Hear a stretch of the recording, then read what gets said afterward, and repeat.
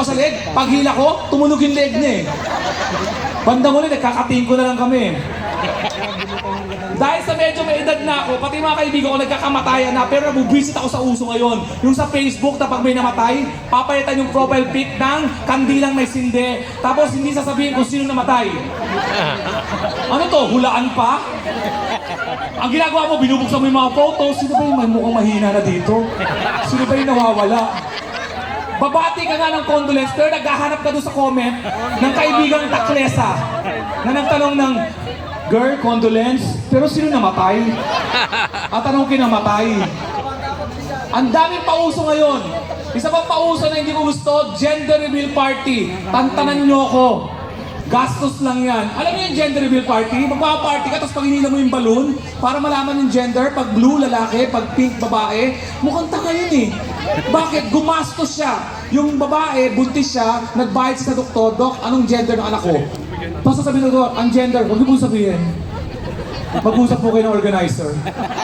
2 weeks pa po ang gender reveal party. Diba? Eh dati ng panahon na, mga titos and titas dito, hindi namin kailangan gender reveal party. Pag ang buntis, matulis ang tiyan at pangit siya, lalaki yan. Ang buntis lang na babae, pwede mong sabihin na ang pangit mo girl, na matutuwa. Oh my God, lalaki to. Kung lalaki. Eh kung, di ba, pag lumabas, anong anak ko? Babae. Sabi pangit daw. Sabi ng doktor, well, hindi yung gender na na-reveal. Pangit ka talaga. Na-imagine ko tuloy balang araw magkakaroon ng death reveal party. Di ba? Maraming salamat po, nagpunta po kayo sa death reveal party. Bittersweet po ito kasi hindi namin alam kung sino po yung namatay sa amin dahil nakasarama po yung kabaong. Yung organizer ko, pinag-iwalay-walay kami. Kaya may hula po mo kayo kung sino. May sisigaw, tatay mo, mukhang mahina na eh. Grabe. Hindi po natin alam, no? Sumubog sa natin yung kabaong, no? Tapos may music. It's a beautiful night. Masaya, no? Masaya. Okay ako dito. Pero palakpakan natin ang mga tao na sa oras naman palakpakan natin. Alam nyo, andito kayo yung mga sa ano, di ba? Sa parang social to lugar to, di ba? BGC. Alam mo, malalaman mo pag mayaman ka na eh. Alam mo pag mayaman ka na? Sa sports. No? Anong sport ang pangmayaman? Gold. Buti na lang may sumagot lang gold. Oo, dito pinunta ako yung event, nagsigaw, polo. Sus Marlos, pag polo na ang sports mo, napakakurap na ng pamilya mo. May droga nang involved yan. May kabayo yun, di ba? Saan mo kumulo yung kabayo? Yung pag nakasakay ka sa kabayo, ang lakas baka ano, makasama na ugali, yung marating ka, pagbaba mo, pakundo, ang kabayo! Gold lang! Basketball, panjologs pa eh, di ba? Kasi may nagbabasketball na nakasando, nakashort, tapos yung brief bacon.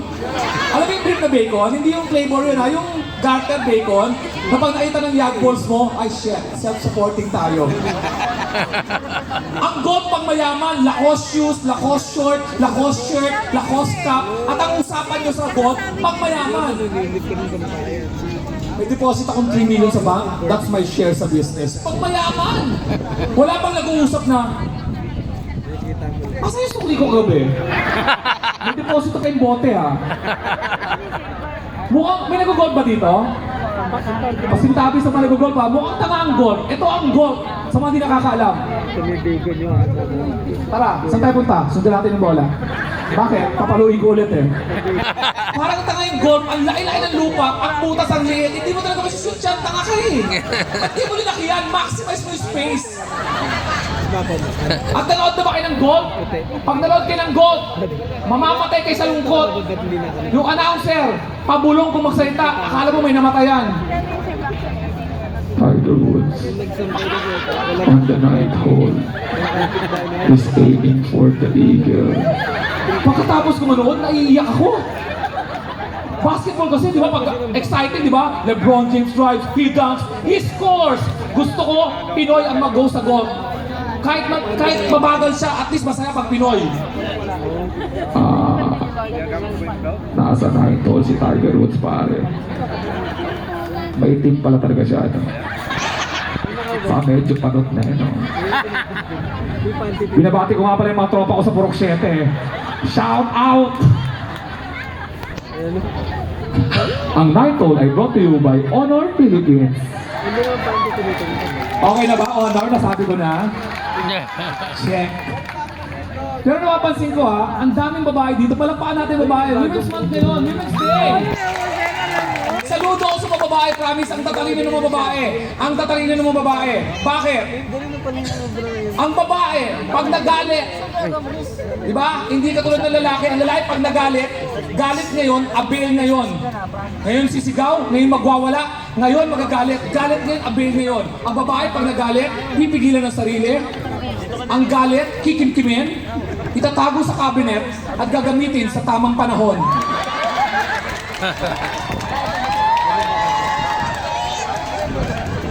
Matalino ang babae. Ang babae pag nagising, alam na nila ang gagawin nila. Business, trabaho, asikaw sa mga anak. Ang babae pag nagising sa umaga, akala mo nakainom ng Milo. I'm getting ready, getting ready. Oh, what a day it's gonna be. Pag umawak ng mga halaman, tumutubo. Nabubuhay yung mga bulaklak. Ang lalaki pag nagising, akala mo first time pala makikita ang mundo. Di ba? Parang first time. Pag-isip, ho. Bubong yun. Gising ako, yung asawa ko may tanong kagad sa akin. Sabi sa akin ng asawa ko, Alex may tanong ako, ano yun? Hindi ko pa nga matandaan yung pangalan ko, may tanong ka agad? Ano yun? Halimbawa nagising ka, pagtingin mo may kabayo na ako. Mamahalin mo ba ako? Nagising ako, kabayo ka? Ang concern mo kung mamahalin kita? Hindi yan ang tanong. Ang tanong, ba't ka naging kabayo? Malamang may ginawa kang kalokohan, saka malamang kasunod na ako. Hindi na ako pwede magising, ay may kabayo, mahal na mahal kita. Pakundo, pwede na tayo magpolo! Pero guys, alam mo natutuwa ako? Dahil ngayon, nakakapag-perform na tayo, open air, tapos wala na mga mask. Palapakan natin, malaya na tayo. Dahil umamin kayo, may mga babae, nagustuhan nyo yung mask. May mga babae yung binagaya ng mask. Gumanda kayo nung nakamask kayo. Kung gumanda kang babae na nakamask ka, ikaw lang nananalain ng pandemic na, sana akong mapapabutong pandemic, Lord. Ang benta ko eh. Diba? Ang saya natin, diba? Nagkita-kita tayo dito, akala natin dito tayo magkita-kita. Pero masaya. Palakpakan natin at nagkikita-kita na naman tayo.